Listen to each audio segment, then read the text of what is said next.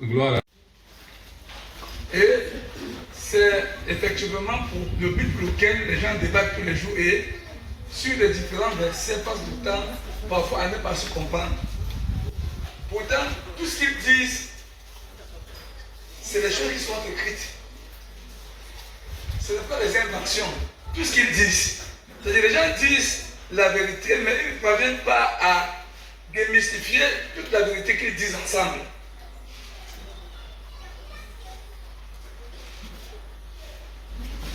Quand, je vais prendre un exemple. Quand Jésus est arrivé en Israël, quand on a dit qu'il était le fils de David, toi tu peux dire que Jésus n'est pas le fils de David. Mais David était un homme.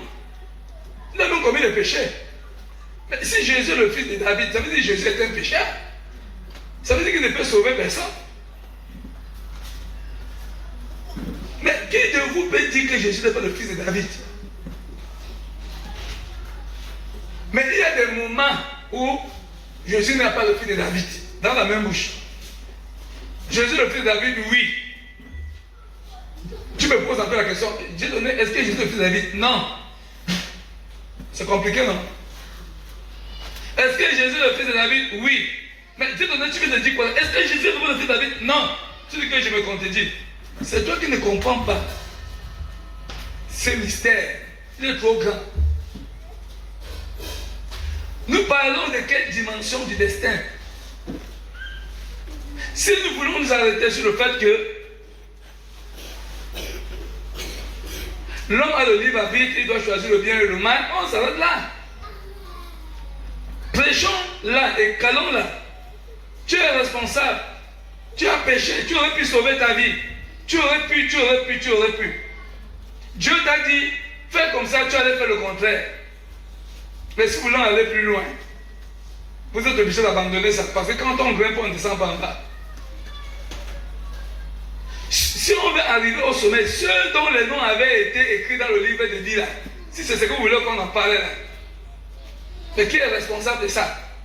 C'est ce que vous voulez qu'on en parle? Vous avez la dimension de gérer ça. C'est le but pour lequel on cale souvent avec les gens à un niveau de révélation. En disant, frère, tu fuis le péché, parce que ça va t'envoyer en enfer, on cale là-bas. Mais si on grimpe, on ne dira plus ça. C'est le but pour lequel Paul, ayant averti les gens, s'étant averti lui-même, mais à la conclusion, parce que c'est à Rome qu'il est mort. Les déclarations de Rome sont les dernières. C'est là qu'il a commencé à dire des choses bizarres, qui ne correspondaient même plus avec ce qu'il donnait comme avertissement. Parce qu'il a dit quelque part, je cours pour saisir mon salut. Mais quelque part, ça ne dépend ni de celui qui court. Mais ça veut dire quoi? C'est ce mystère que les gens ne comprennent pas. Même les prédicateurs parlaient à des niveaux de révélation. Quand ils arrivaient, je vais prendre le cas de Salomon. C'est pas Salomon qui a dit que la boisson rend la vie joyeuse. C'est pas le même Salomon. Parce qu'il vivait sous c'était bon. Et l'argent répond à combien avait l'argent payé les femmes par-ci par-là. Bon, si tu penses ça pour donner ça comme enseignement, révélation de Dieu, parole de sage de Salomon, va voir la conclusion, va voir là où Salomon a chuté. Salomon, après avoir raconté des choses à des dimensions proportionnelles, selon le niveau de sa révélation, quel arrive au sommet de la révélation, il a dit que tout ça n'est que vanité. Tout ce que l'homme peut avoir, c'est craindre Dieu et obéir à ses lois. Voilà sa conclusion. Maintenant, si tu commences à enseigner, Salomon a dit la vie joyeuse. Ça veut dire que toi, tu ne comprends la boisson de la vie, tu ne comprends pas que Salomon était en pleine croissance. Quand tu vois un chrétien qui est né aujourd'hui, est-ce qu'il fait la même faute qu'il a fait aujourd'hui hier? Certaines positions qu'il avait aujourd'hui, quand il évolue, il se déplace. Parce que la révélation augmente. Maintenant, si tu viens lui imposer que tu avais dit que lui, il est là très loin. Bon, je veux prendre un cas simple. Est-ce que Pierre pouvait accepter que Jésus est Dieu? Au départ. Si Jésus dit, je suis Dieu, je suis venu sur terre pour vous sauver, tu vas croire ça? Son père n'est pas le charpentier. C'est pas sa mère là-bas. D'ailleurs, même ses frères. Tu ne crois pas en lui? Tu peux grandir avec quelqu'un, tu donnes un tour pour manger, vous sautez la corde, et bien, c'est le fils de Dieu. Heureusement qu'il a dit qu'il était le Fils de Dieu. Imagine-toi qu'il a dit qu'il est Dieu. Qui va l'écouter? Voilà pourquoi quand nous chantons Alléluia, Jésus est Dieu, les musulmans disent, vous êtes des cons. Jésus lui-même dit qu'il n'est pas Dieu et vous dites qu'il est Dieu. Comment? On dit sur le verset. Mon Père est plus grand que moi. Mon Père est plus grand que moi. Lui-même dit, entre toi et celui à qui tu parles, qui est mieux placé pour dire ce qu'il est? Jésus lui-même il dit qu'il n'est pas, il n'est pas plus grand que son Père. Donc il a un Père. Donc lui il n'est pas Dieu. Mais ils ne comprennent pas que Jésus est en train de dire ça à un niveau de révélation. Dans Jean 14, Jésus va dire quoi maintenant? Ouvrez un peu Jean 14 à partir du verset 1. Jésus va dire des choses. C'est pas pour rien que quand nous prêchons, ça étonne même les chrétiens. Bon, Jésus a enseigné les gens pendant 3 ans. Maintenant, il va maintenant dire une chose, tout le monde sera automatisé. Parce que l'heure qu'il a encore amené maintenant là, ne peut plus. Tout le monde croit que Jésus est en train de mentir. Vas-y. Jean chapitre 14, verset 1. Oui. Que votre cœur ne se trouble point. Que votre cœur ne se trouble point. Croyez en Dieu. Et quand il dit croyez en Dieu, est-ce qu'il parle de lui? Pourtant, il parle de lui. Hein? C'est de lui qui parle. Hein? Pourquoi il ne dit pas croyez en moi? Une fois. Parce que c'est un mystère. Ça doit troubler les gens. Mais pour ces enfants-là, qu'il a bien éclairé, ça s'éclaire dans ma tête. Jésus le fils de David. Oui, Jésus le fils de David. Non, Dieu tu es fou. Je ne suis pas fou. C'est qu'il dit là est bizarre, mais c'est propre dans ma tête jusqu'à. C'est comme c'est moi qui avais écrit ça. Parce que mon père veut que je comprenne ça. Mais pour ceux qui perdent là, c'est bizarre. Ça va tourmenter leur cerveau. Car Jésus qui est censé me donner la vie est devenu une pierre d'achoppement pour les autres. Et malheur à quiconque va s'arrêter sur cette pierre, mais pour nous autres, c'est la vie. Donc quelque chose que on ne veut pas que tout le monde puisse connaître facilement. On met les codes. Quelqu'un sur la croix, mon père, et une voix sort du ciel. On dit que mais si c'est lui, Dieu, mais qui est encore là-bas? Il a envoyé le cerveau des gens. Mais non, on comprend ce que toi là, tu ne peux pas faire ça. Non, on connaît que Dieu. C'est toi qui as envoyé le son en haut et tu as encore le savoir pour faire le boucan. C'est toi. Non, on avait toi, on ne bougeait pas. Et tu as dit non, ça ne peut pas être Dieu. C'est quoi ça? C'est pas le Messie. Comment? Bon, si c'est lui, pourquoi la voix est sortie du haut? Quand il les embrouille, il nous informe d'abord comment. Je vais les embrouiller, on dit oui. Je vais crier en haut là-bas, hein. Mais c'est moi toujours, hein, papa, j'ai compris, vas-y, maintenant. Quelqu'un il connaît, c'est lui. Et les autres, c'est pas lui. Comment il peut prier ici? Nous là, qui avons le secret, on connaît que c'est toujours lui. Parce qu'il nous aime. Il nous informe des choses. Hein? Seigneur, pourquoi tu peux étudier en parabole? Et les disciples posent la question. Quand ils commencent à expliquer, c'est toujours quand il n'y a personne. Et pas en parabole parce que il vous a été donné de connaître le mystère de royaume d'air. Mais à ceux qui sont dehors, tout est pour. Afin que pendant qu'ils regardent, ils le voyaient. Ils voyaient bien Jésus. Ils disent, est-ce que c'est vraiment Jésus? Ça peut être lui. Mais ça ne doit pas être lui. Mais les vrais enfants de Dieu, c'est lui. Vous montez, vous descendez. Jésus met même la bouche sur lui, met le masque. On ne connaît pas ses orteils. C'est lui. Il nous avait dit que quand il va marcher, s'il fait comme ça, c'est lui. Donc les vrais enfants de Dieu et les autres sont embrouillés dans l'affaire. Lis. Croyez en Dieu et croyez en moi. Croyez en Dieu et croyez en moi. Il y a combien de personnes à qui on doit croire? Bon, maintenant il y a 2 personnes. Il y a Dieu et il y a lui. Non? Avance. Même et les disciples sont encore calmes. Hein? Croyez en Dieu. Oui, nous on sait que ce n'est pas Dieu ici. Mais on va croire en Dieu et il faut quand même qu'on croit aussi en lui. Vous voyez, un peu pour quand même le flatter, qu'on croit aussi un peu en lui, mais en Dieu. Quand il dit en Dieu, là, ça fortifie les gens. Moi, je crois qu'en Dieu. Je ne veux pas m'en croire en quelqu'un. Il dit en moi. Bon, on va dire que comment en toi? Non, on dit, comme il a dit Dieu, bon, ok. Un peu en lui aussi. Mais continue, avance. Il y a plusieurs demeures dans la maison de mon Père. Jusqu'à présent, aucun disciple ne s'est fâché. Aucun n'est traumatisé. Aucun. Rien de le gêne. C'est encore bon. Il dit, il y a quoi? Il y a plusieurs demeures dans la maison de mon Père. Oui. Si cela n'était pas, oui. Je vous l'aurais dit. Dans la maison de qui il y a plusieurs demeures? De son Père. Et si c'est dans sa maison? Ça veut dire que lui-même il a un Père. Hein? Jésus lui-même a un Dieu. D'ailleurs, lorsqu'il a ressuscité, quand les femmes sont venues vers lui, qu'est-ce qu'il a dit? Ne me touchez pas. car je ne suis pas encore allé vers mon Père et votre Père. Je ne suis pas encore allé vers mon Dieu et votre Dieu. Donc, les musulmans disent, mais si Jésus a un Dieu, comment lui-même peut être Dieu? Tu ne peux pas gagner le combat avec eux, on te traumatise. Parce qu'ils ne comprennent pas. Mais Jésus lui-même dit qu'il a un Dieu. Et vous me dites que c'est lui qui est Dieu, comment? Sauf qu'après, la fête va continuer. Et lorsque je m'en serai allé, Oui. et que je vous aurai préparé une place, Oui. je reviendrai, Oui. et je vous prendrai avec moi, Oui. afin que là où je suis, vous y soyez aussi. Jusqu'à présent, tout ce qu'il a enseigné aux disciples, c'est bon. Ça correspond. Il a dit qu'il était le Fils de Dieu, ils ont cru. C'est lui le Christ, ils ont cru. Son discours est encore bon jusqu'à présent, mais l'enseignement qui va venir là, cela compliqué. Continue. Vous savez où je vais et vous en savez le chemin. Et depuis qu'ils sont sur terre, quelqu'un est allé là-bas. Quelqu'un a vu le paradis. Les gars ne connaissent pas la route. Et Jésus lui témoigne qu'ils connaissent. Quand il commence à lui dire ça, maintenant la révélation monte à une autre dimension. Maintenant le cerveau commence à tourmenter. Même les disciples ne comprennent plus rien. Quelqu'un va poser une question. Thomas lui dit, Seigneur, nous ne savons pas où tu vas. Vous connaissez bien Thomas là, non? Vous connaissez bien cette prouesse. Vous connaissez Thomas.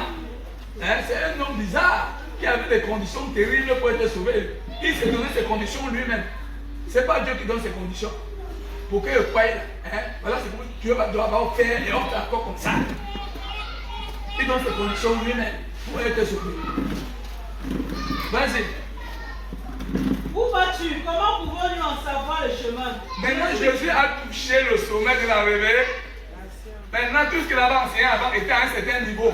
Maintenant qu'il a monté un cran au sommet, les disciples comprennent qu'ils sont perdus. Et c'est ce qui traumatise dans les gens quand on commence à parler de 3 dimensions. Le frère est au sommet de la dimension, la sœur pose des questions de première dimension, ça ne peut plus correspondre. Lui, il est dans le destin, vous êtes dans la prédestinée. Vous parlez de quoi? Oui, la Bible dit qu'on a été prédestiné, mais au sommet, on a été destiné. Là, c'est la fin de conclusion. Quand on parle de destiné, c'est autre chose, c'est un autre discours qu'on tient. Ne venez plus dire que est-ce qu'on doit leur pécher, est-ce qu'on doit pas, est-ce que nous on ne doit pas avoir notre propre responsabilité. Là, c'est le deuxième niveau. On a la responsabilité, battons-nous pour ne pas se faire, luttons pour ne pas pécher, battons-nous pour être sauvés. C'est une autre dimension, mais quand on monte au sommet là, tout ça c'est de côté. C'est ce que quand Paul a dit ça, il a dit cela ne dépend plus de celui qui connaît les yeux venus de rien, mais de Dieu seul qui décide. Là c'est le sommet de la révélation. Et c'est une impression, ni de celui qui veut. Tu ne veux pas pécher, non? Pour être sauvé, ça ne dépend même pas de celui qui veut. C'est ce que Paul dit. Donc même vouloir ne peut pas t'aider. C'est ce sommet-là qui perturbe l'humanité. Parce qu'ils ne comprennent pas qu'est-ce que ça veut dire. Maintenant, s'il faut qu'on prenne la première classe, on va gérer. Si vous voulez qu'on soit à deuxième level, c'est un Jésus. Maintenant, quand Jésus dit, Thomas était le plus courageux, quelque chose ne va pas lui poser la question. Mais on va connaître le chemin comment. Les autres disciples disent que hey, ils sont chacun dans son coin, mais chacun ne comprend rien. Qu'est-ce qu'il va répondre? Jésus lui dit, je suis le chemin, la vérité et la vie. Donc depuis qu'ils étaient avec lui, elle-même n'avait même pas encore identifié que c'était Jésus lui-même qui était le chemin. Il pensait qu'il y a un autre chemin encore. Et le gars pensait que la vérité était ailleurs. Pourtant la vérité était devant eux. Et les gens pensaient que la vie a été cachée quelque part. La vie éternelle. Où ils vont finir par les chercher. Pourtant la vie était devant eux. Mais depuis le commencement, est-ce que la vie là s'est présentée comme ça? Continue. Nul ne vient au Père que par moi. Maintenant le Père soit encore haut. Et encore le cerveau. De ceux qui ne doivent pas savoir ce qui se passe. Nul ne vient au Père que par. Ça veut dire que le Père est encore revenu. Mais ce qui est extraordinaire, il ne dit pas nul ne va au Père. Nul ne va au Père que par moi. Nul ne vient au Père que par moi toujours. D'ici, vous comprenez le français là? Mais nul ne va chez mon Père que passant par moi, on peut comprendre. Mais nul ne vient au Père. Et le Père, ou alors, que par moi. Personne ne peut venir à Dieu donner que par Dieu donné. Personne ne peut venir à Balomok que par Dieu donné. Nul ne vient à Dieu donné que par exemple, que par le propriétaire de ce coin-ci. C'est comme s'il y a deux personnes. Il y a quelqu'un qui est propriétaire et il y a Dieu donné à part. Les gens qui savent que c'est moi que le propriétaire ont compris que c'est. Mais ceux qui ne savent pas que c'est moi le propriétaire, ils comprennent deux choses. Je ne sais pas si vous avez de comprendre aussi. Est-ce que je ne sais pas si la lumière est en train d'apparaître pour que vous compreniez ce qui est caché. C'est-à-dire que tu es quelque part, les gens savent que c'est toi le père de cet enfant. Tu dis, nul ne vient à docteur que passant par le père de l'enfant. Mais on sait que l'enfant est l'enfant des docteurs. Maintenant, moi qui sais que c'est l'enfant des docteurs, j'ai compris le code. Donc, le docteur dit que nul ne vient à lui que. Maintenant, celui qui ne sait pas que l'enfant est l'enfant des docteurs, c'est là de chercher le père de l'enfant. Pour passer par lui, pour arriver à toi. Parce qu'il n'est pas informé que l'enfant aussi, c'est toi le propriétaire. Avancez. Comprends? Si vous me connaissez, Vous connaissez aussi mon Père. Vous devez aussi connaître mon père. Et dès maintenant, vous le connaissez. Mais comme il le connaissait, alors il conclut que, d'ailleurs, vous le connaissez même. Vous l'avez même déjà vu. C'est pas troublant ça. Si on ne connaissait pas cette histoire et que le frère s'est dit qu'il était en train de prêcher sur ça maintenant, ça devait créer un scandale. Comment il peut dire ça? Vous m'avez déjà vu. Quand Pierre avait vu le Père quand? Puisqu'il parfait l'état avec Jésus, la voix sort dans le ciel, dont le Père a parlé. Mais quel est? Il l'avait vu quand? Continue, vous l'avez même déjà vu. C'est là où Philippe n'a plus supporté. Philippe a dit que Thomas, c'est toi qui poses souvent des questions, mais cette fois-ci, ça m'a traumatisé. Moi-même, je prends le débat. Philippe lui dit. Philippe a pris son poing à 2 mètres, le type, qu'est-ce que vous gênez comme ça? Philippe lui dit. Seigneur, montre-nous le Père. Donc, montre-nous le Père. Donc, et si on le voit, tout le monde a dit que personne ne peut voir Dieu sans. Mais si tu as le pouvoir de nous montrer que nous on le voit, Père. Sauf que Jésus va être étonné. Jésus lui dit. Il y a si longtemps que je suis avec vous. Mais ça fait longtemps qu'on est ensemble. Et tu ne m'as pas connu. Tu ne me connais pas toujours, papa. Donc, de tout le monde, on marche. Donc, tu ne sais pas que c'est moi. Faites des citations. Pour dire que tu vas voir que Thomas va arriver à un niveau, il va douter que Jésus est ressuscité. Il va remettre en question les prophéties. Mais il va donner ses propres conditions. Si je mets le doigt dans sa côte, je le touche, je vois les dessus, je touche les pieds dans ses mains. Là, c'est vraiment ça qui va m'amener à croire. Mais quand on lui a montré tout ça, quelle est la conclusion de Thomas? Thomas n'a pas dit que c'était Dieu. Il a vu que c'était Dieu lui-même. Il a dit mon Seigneur et mon Dieu.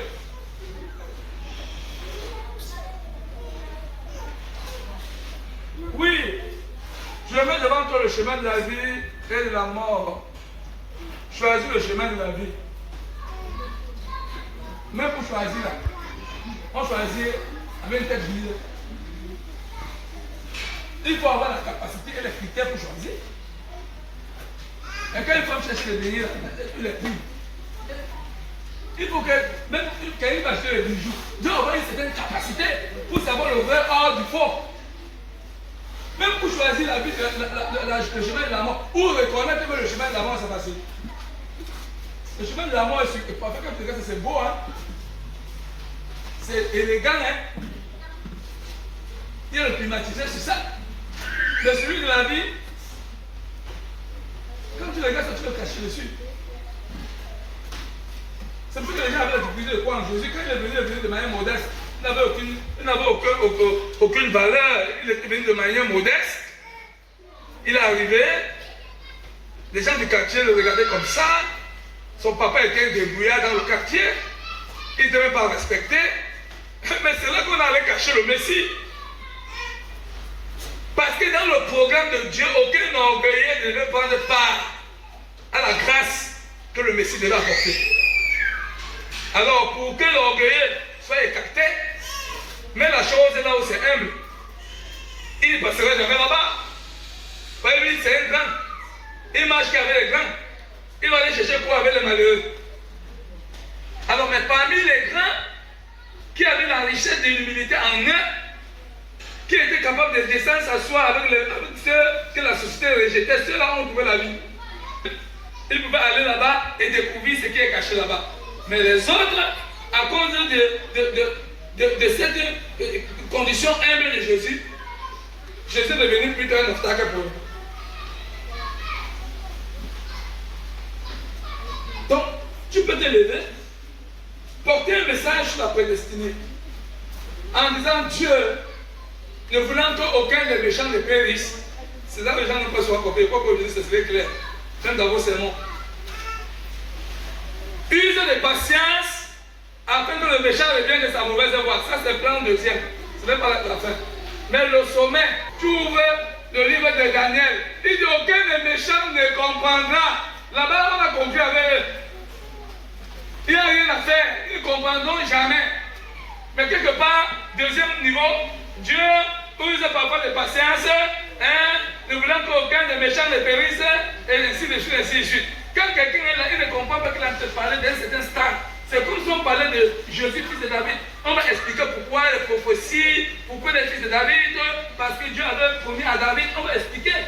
Mais est-ce qu'en réalité, quand on monte à qui de Dieu, David maintenant s'approche comme un commandeur de la vie. Il dit, le Seigneur dit à mon Seigneur, il dit, et aujourd'hui mon cœur est dans l'allégresse parce qu'il n'abandonnerait pas, n'est-ce pas, son sein dans la corruption. Mais comment David peut espérer en Jésus et Jésus devient Jésus est son fils? Non. Donc Jésus, fils de David, c'est le premier niveau de la révélation. Mais déjà au niveau de Jésus, fils de Dieu, David même devient soumis à lui. C'est ce que Jésus était étonnant.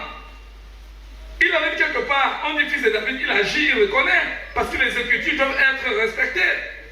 Mais le jour qu'il monte au stade de fils de Dieu, tu viens avec l'histoire des fils de David, il te refuse. Tu as comme l'impression que Jésus s'est contredit. Mais parce que tu n'as pas compris les échelons de la connaissance, même un enfant, quand il grandit, il prend de nouvelles dispositions.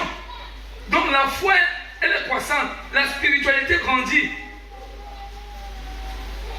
Avant, tu voyais quelqu'un tomber dans le péché, tu ajoutais, tu connais, tu peux même le tuer. Aujourd'hui, que tu as grandi et que la révélation est montée d'un cran, tu comprends très bien ce qui lui arrive et les paroles qui sortent de ta bouche sont très sages, contrairement à ce que tu disais avant, parce que tu as progressé dans la connaissance.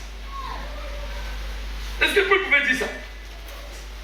Quand Paul dit j'ai fait le bon combat, je cours, c'est parce qu'il comptait, il pensait qu'il a beaucoup de... Mais quand il parle, il dit que ça ne dépend de celui qui vient de celui qui court là. C'est le sommet là qu'on fait que tout ce qu'il a fait là. Il n'a que fait que... Mais en réalité, tout ça avait été prévu depuis avant que le monde fût fondé. Donc, j'espère que vous avez compris un peu l'histoire. Il ne faut pas chevaucher. Donc, quand un prédicateur enseigne, il faut savoir où il est en train d'enseigner. Est-ce qu'il est en train d'enseigner la première phase de la révélation? Est-ce qu'il veut montrer au niveau? Et quand il commence à parler de Jésus comme Dieu, mais regardez un peu, je vais vous donner quelqu'un qui est allé trop loin. Jean. Quand tu entres dans Matthieu, on te parle de Jésus autrement. Mais selon la vérité. Quand tu parles dans Marc, on te parle de Jésus, selon la vérité. Mais quand Jean parle de Jésus au départ, on a comme l'impression que c'est l'histoire de quelqu'un d'autre qui raconte. Au commencement était la parole. La parole était avec Dieu. La parole était Dieu. On dit, continuons, on va voir là où tu vas arriver avec tout ça. Elle était au commencement avec Dieu. Mais de quoi tu parles, mais les gens, continue d'abord. Non, parce que c'est embrouillé les gens. Toutes choses ont été faites par elle. Et arrête, c'est pas Dieu qui a fait toutes choses. Et rien de ce qui a été fait sans elle. Ah, mais tu me dis, qu'est-ce que tu veux dire? Elle était la lumière du monde. Mais la lumière, elle est dans les ténèbres l'ont rejetée. Avance, Jean, avance encore, on va entendre. Ah, il y a un homme appelé Jean qui est venu rendre témoignage à la lumière. Et cette lumière était la véritable lumière en venant dans le monde éclair tout le temps. Mais depuis ce qu'il parle, pourquoi il peut parler droit au but de chez nous? Pourquoi il nous traumatise? Après, verset 14, là, il a dit, la parole a été faite chair. Mais quand? Elle a été faite chair quand? Nous, c'est qu'il y a une femme qui avait accouché un enfant qu'on appelait Jésus. Et toi, tu nous parles de la parole qui a été, tu ne prononces même pas ni la maternité, on l'a accouchée. Tu ne nous expliques rien. Tu ne nous dis même pas comment elle s'est transformée. Elle a été faite chair. Et il continue, elle a habité parmi nous. Pleine de grâce et de bonté. Est-ce que tu sais que Jean finit par nous dire la vérité que ce n'était pas le Fils de Dieu? Ça, c'est au niveau de la révélation la plus élevée. Et il dit, et nous avons contemplé sa gloire, lui-même Jean est parmi. Une gloire comparative à la gloire d'un fils venu d'un certain père. Pourtant, c'était que la parole elle-même. Mais là-bas, on l'a considéré comme ça, que c'était le fils qui était venu d'un père. C'est Jean qui le dit, c'est pas moi. Si cela n'avait pas été écrit et que j'ouvrais ma bouche, je le disais, on devait dire que je blasphème. Que comment je peux régner? Il dit, on vous avait plutôt contemplé sa gloire comme comparativement. Il me dit que ce n'était pas exactement ça. Mais c'est comme ça que nous on a pris la chose. Comme si c'était le fils, un fils venu d'un père. Qu'est-ce qu'il voulait dire? Qui a créé toutes choses? Va à la Genèse, tu vas connaître. C'est Dieu. Il créait ça avec sa parole. Au commencement de la parole on parle de qui? De Dieu. Si c'est la parole qui s'est incarnée en chair, qui est venu en chair? C'est le même Dieu. Mais s'il a décidé dans son programme qu'on puisse passer par le procédé de fils de Dieu, on se soumet. Parce qu'il est plus sage que nous. S'il a dit qu'à un moment venu, Jésus, le fils de David, qui est un tel nom, qui a commis ce péché, on ne peut pas refuser. Mais il faut graduer les choses. C'est ce qu'on dit, Alléluia, Jésus est Dieu. Alléluia, Jésus est Dieu. Alléluia, Jésus est Dieu. Alléluia, Jésus est Dieu. Amen. Qu'on chante ça. Amen. Alléluia, Jésus est Dieu. Comme chante ça, les musulmans disent qu'on blasphème, que Jésus ne peut pas être Dieu. Et moi aussi, je ne peux pas discuter avec eux parce que, afin qu'en regardant le voyeur, et heureux vos yeux, quand il y a beaucoup de mystères. Quand Jésus dit, il faut prendre un cassette pour résoudre le problème, il y a une seule qui a dit, tu peux être faible, tu peux pécher, je vais encore vous donner quelque chose. Tu peux tomber dans le péché, vous dire quelque chose. Quand Jésus voulait laver les pieds de ses disciples, Pierre a dit, il a refusé, n'est-ce pas? Pierre a refusé. Et Jésus lui dit, si je ne te lave pas les pieds, tu n'auras pas de part avec moi. Pierre a dit quoi? Non seulement les pieds, mais tout le corps. Jésus lui dit, celui qui est pur n'a plus besoin qu'on le lave totalement. On le lave seulement les pieds et ça va. Et vous tous là, vous êtes purs. Sauf un. Quelqu'un entend dire quelque chose. Sauf un qui n'est pas pur. Après que Jésus ait déclaré que ces gens sont purs, n'ont-ils jamais péché? C'est le même Pierre qui est pur là qui lui a régné. Mais est-ce que quand Pierre lui a régné, n'était-il plus pur?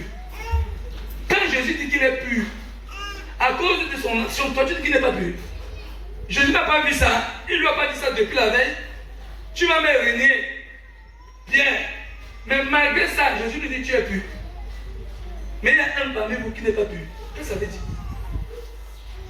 La pureté de Dieu inscrivez dans ses enfants, même ses enfants ne peuvent pas mener ça. Vous voulez qu'on vous dise ça? Si vous voulez souffrir, continuez à souffrir, mais voilà la révélation. C'est un but pour lequel, si tu n'es pas dans la voie normale, tu ne bois pas. Il ne te laisse pas tranquille. Il va te mater. Parce que c'est impossible que tu ne sois pas présent au royaume des cieux. C'est ce qu'il dit que si tu vois quelqu'un qui ne lui gêne pas l'esprit, pourquoi tu te casses la tête?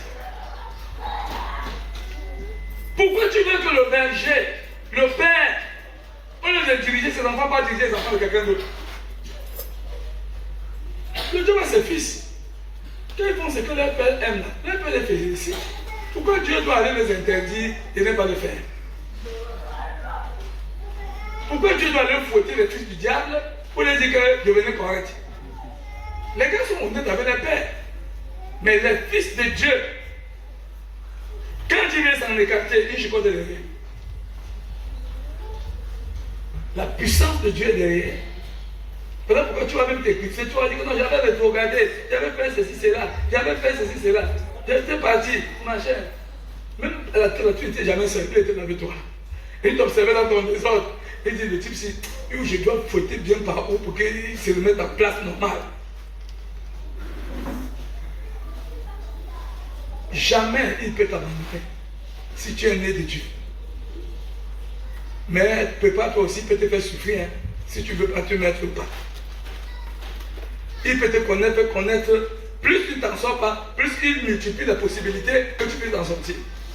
Quelqu'un dit Seigneur, j'ai besoin de la patience. Oh Dieu, je suis toujours trop colérique. Aide-moi. Dieu dit je vais exaucer. Mon frère, tu croyais que tu as prié. Quand il a dit qu'il va exaucer, tu ris. Les insultes que ta femme commence à t'insulter, toi tu dis que hey,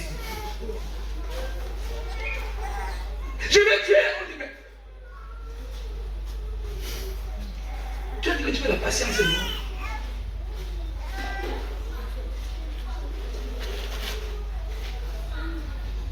Je veux pas casser. Souviens-toi de la prière. Seigneur, je veux la patience. C'est l'heure les entraînements. C'est l'heure des entraînements. Tu es qui? Tu vois quoi? Tu ne me mérites même pas. Je vais. Une fois que dit, c'est pas elle, c'est moi. Je veux que tu t'entraînes. Calme, calme, calme, calme. Je vais racler. On dit doucement. Ouais. Parfois, les femmes qui peuvent bavarder là sont souvent au service de Dieu. Dieu dit que non, le type là, il est encore trop faible. Il aime se fâcher. Je vais tuer, il va prendre le boudin. C'est là il accélère encore. Tu as tué une bouche. Hein? Je vais tuer. Peut-être ton ami garçon, là-bas, qui a babadé l'autre, tu as fait comme une poule. Je vais tuer, c'est seulement moi que tu as. Et comme elles ont des mots, chacun mot à sa place. Et quand le mot là, c'est comme des pains de. Je dis, doucement. Tu as prié que tu veux la douceur, c'est les entraînements. Donc la vie chrétienne, c'est compliqué. Hein? Ne crois pas que non, tu l'as tout souffert comme ça que Dieu t'a abandonné. Il est très content de la position, ce qui se passe dans ta vie là. Parce que ça te fait réfléchir. Et c'est ce qu'on a dit ici lors du mariage. Y a-t-il quelque chose qui t'est arrivé dans la vie de quelqu'un que Dieu t'a donné l'ordre? Quand David l'a su, dans son chemin de la marche, quelqu'un est sorti l'insulter. Son soldat dit, laisse, je ne sais pas négocier. Il a dit, non. Quelqu'un lui a donné l'ordre de faire ça. S'il m'insulte, c'est que Dieu a dit, insulte David. Le gars était au courant que l'affaire allait passer. Comment quelqu'un peut voir un homme puissant comme moi, effrayant, avec l'armée et les armes, il n'a même pas la prendre, il va m'insulter. Il prend le courage où? Non, il doit avoir aussi l'ordre de le faire. Donc, je préfère moi, non, je vais pouvoir dire que je suis doux. Hein. Seigneur, moi, il pardonne. Hein. Comme tu peux me pardonner là. Tu sais comment il fait avec lui. Tu connais mon péché là que tu ne veux pas me laisser derrière. Moi, je ne je vais le laisser là. Le gars connaissait la parole de Dieu. Et eux, les miséricordes, quand ils obtiendront miséricorde, celui qui passe le temps à pardonner, beaucoup de choses lui sont aussi pardonnées par le ciel. Celui qui est tout le temps rancune, on dit, c'est ce qui va se passer. Donc, comme David le connaissait, David homme selon le cœur de Dieu. Quand la colère veut monter ici, Dieu le cœur de Dieu. Laissez-le insulter. On dit David, j'ai fait le nom, laissez Dieu fait comme ça. J'ai dit, ah, le petit c'est à mon cœur, hein. Ça plaît à Dieu. Donc les voix de Dieu sont incontables.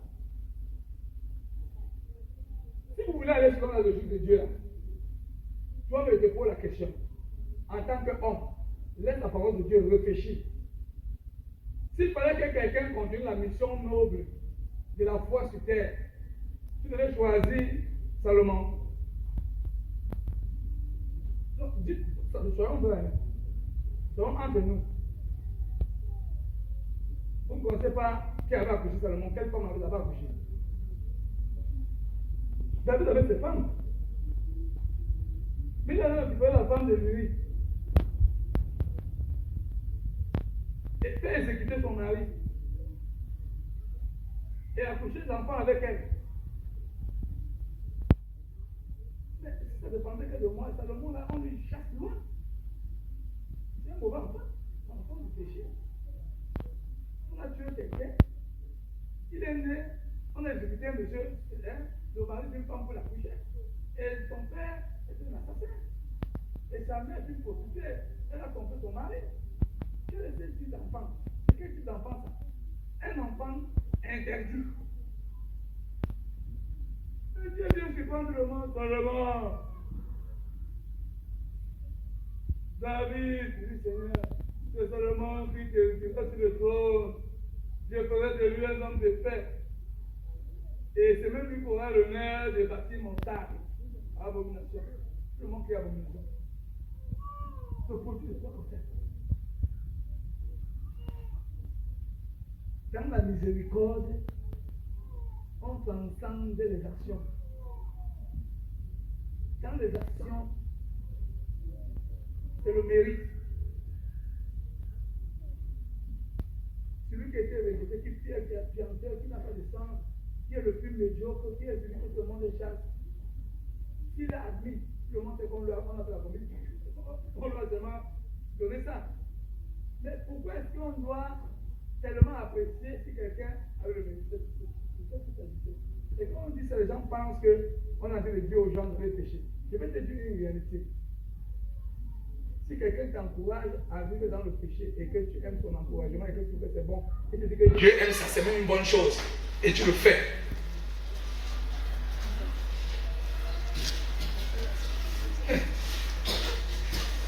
Tu t'es tout simplement révélé. Comment quelqu'un peut t'encourager d'avoir un grain de sable dans ton nez? Mon frère, le grain de sable dans l'air est bien. Quand tu as ça dans ton nez, ça fait. Non, mais. Et toi, tu as l'aide. Ça veut dire que tu es pas un être humain. Et c'est pas peut-être que tu dois être un couvert, je ne sais rien. Peut-être que tu es un animal de la forêt. Parce que le grain va te déranger. Donc le péché, dans la vie d'un enfant de Dieu, né de Dieu, est comme le grain de sable dans l'œil de quelqu'un. Tant que ça ne sort pas, il n'est pas tranquille. Ce ne sont pas tes enseignements qui vont lui enlever ça. Mais tes enseignements lui donnent des stratégies. Comment enlever? Parce que lui-même cherche à enlever. Sauf qu'il ne sait pas comment faire. Quand tu dis que viens on prie pour toi là, c'est parce qu'il va venir parce qu'il cherche qu'on l'aide. Parce que lui il est dans le processus d'enlever, mais sauf qu'il ne parvient pas. Voilà pourquoi il veut de l'aide. C'est ce que les gens ont mal interprété, pensant que nous sommes en train de dire que prier pour quelqu'un c'est un péché. Non. La Bible le recommande. Mais c'est que les prophètes sont en train de faire comme si la prière qu'ils faisaient, c'est eux qui avaient le pouvoir de le faire. Non. Ou c'est eux qui transmettaient de la volonté, non. C'est l'individu qui est gêné, qui cherche des possibilités. Donc voilà à peu près, au fait, voilà parfaitement l'explication de ces trois choses qui se chevauchent. La grâce, la loi, est-ce qu'on doit avoir croiser les mains et faire comme on veut, hein? Quand on est dans la grâce, on est sauvé. Quand on est sauvé, on fait tout ce qu'on veut. Oui, je suis d'accord. Mais tout ce qu'on veut, qu'est-ce qu'on veut? Qu'est-ce qu'un enfant peut vouloir? Un enfant de Dieu peut vouloir. Hein? Au contraire, on ne parvient même pas à faire tout ce qu'on veut. Lisez le livre de Paul. C'est dans Romains 7.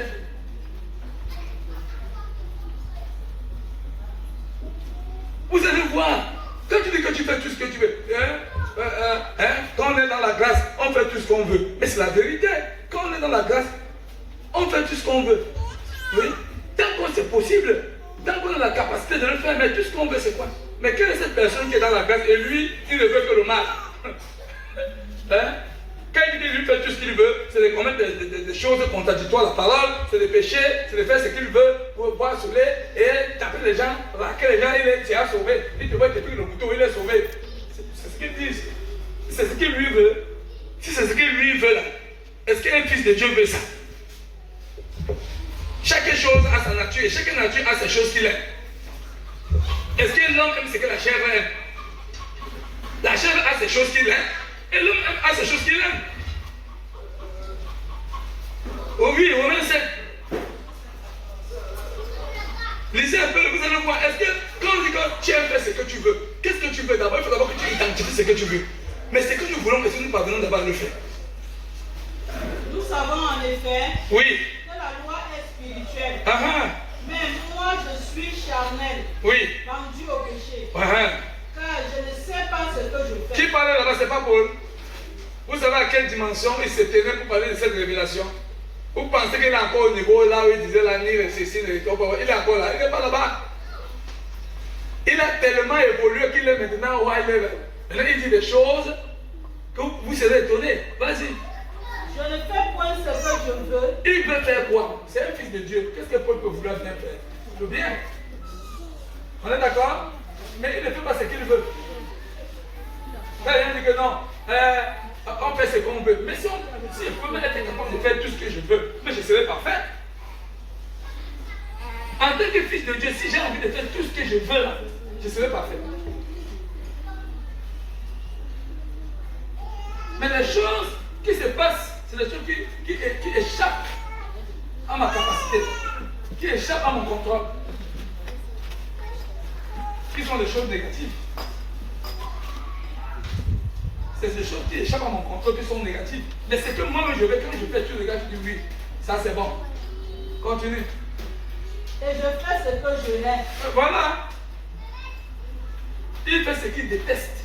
Il ne veut pas faire, mais il se retrouve en train de faire. Oui. Or, si je fais ce que je ne veux pas, je reconnais par là que la loi est bonne. Ça veut dire que c'est un gars qui aime tellement la loi de Dieu, mais seulement que malgré ça, il se retrouve en train de faire ce qu'il ne veut pas. Il y a un problème de volonté. Mais lui veut quelque chose. Mais à la fin, il applique autre chose. C'est le but pour lequel il dit veiller et prier. Chercher la puissance pour être capable d'appliquer ce que vous voulez. Parce que ce que nous voulons, c'est la volonté de Dieu. Parce que la vie de Dieu étant investie en nous, nous pouvons avoir maintenant que du goût à faire sa volonté. C'est pour ça que notre propre volonté est soumise à celle de Dieu. Mais de manière naturelle. Continue. Et maintenant, ce n'est plus moi qui le fais, mais c'est le péché qui habite en moi. Il ne veut pas le faire. Donc il se dédouane. C'est le but pour lequel, si on pose la question, est-ce que Pierre voulait vendre Jésus? Moi je vais répondre, trahir Jésus. Vous me dites non. Parce qu'il aimait. Mais il a trahi. Il ne voulait pas le trahir, mais c'est ce qu'il a fait. Il a fait ce qu'il ne voulait pas faire. Pierre haïssait la trahison, mais il a fait ce qu'il haïssait.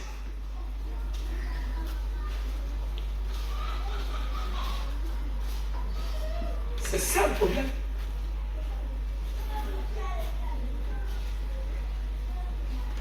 Continue.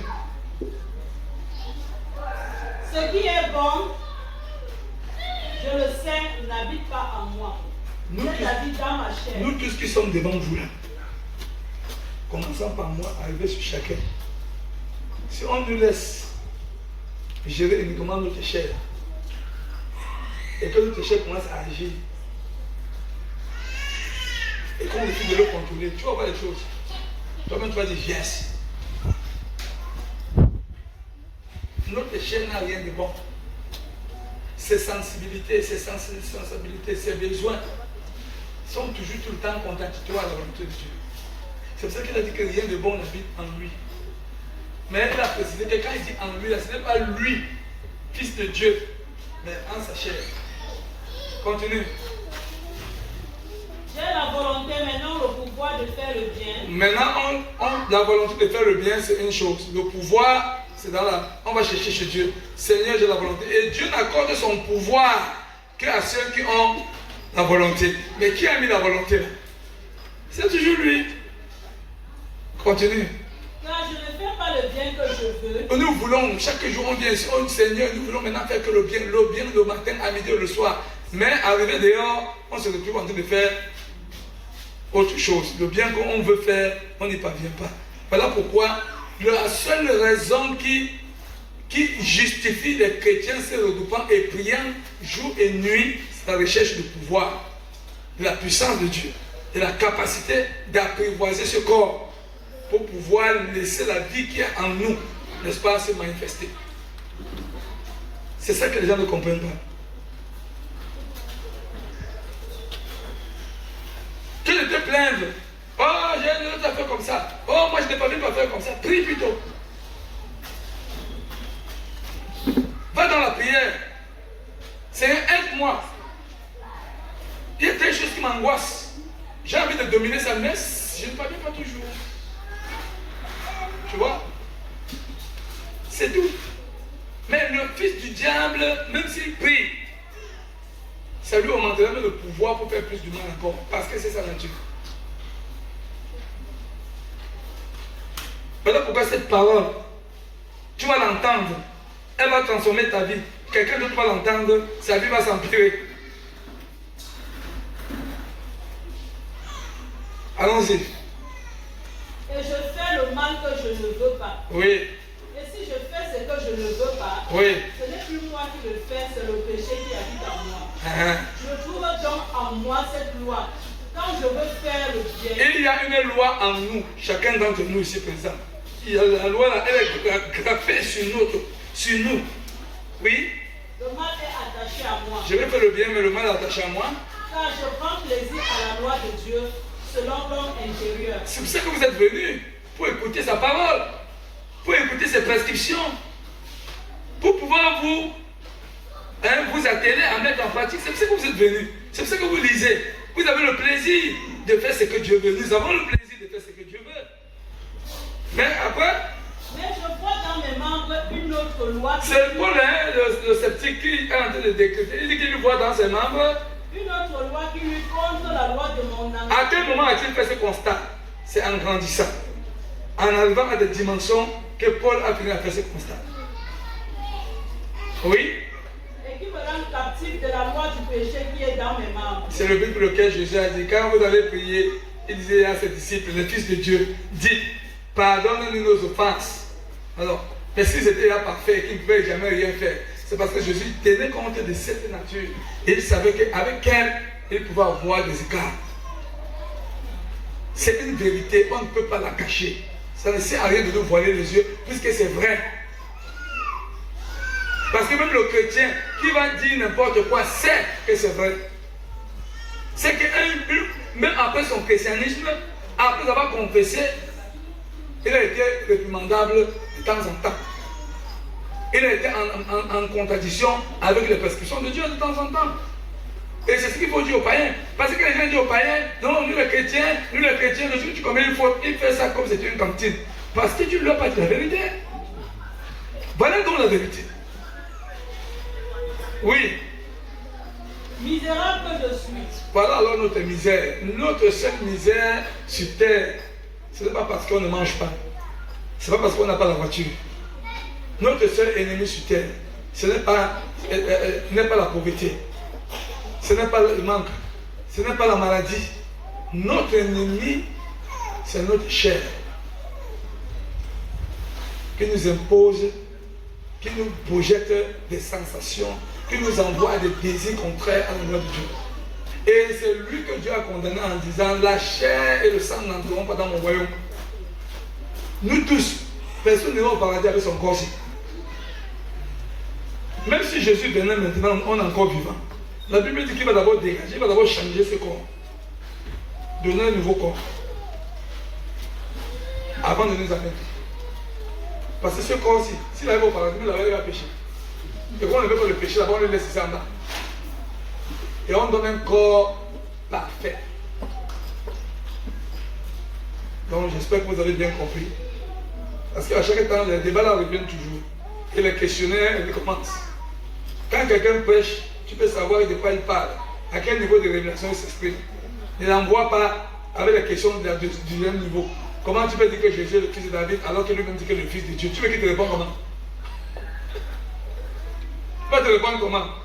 Mais est-ce que ce qu'il dit est faux? Est-ce que Jésus est le fils de David? À une autre dimension, oui. Mais au stade 2, il n'est pas. Au stade 3, même le fils de Dieu, il n'est plus. Mais il est Dieu.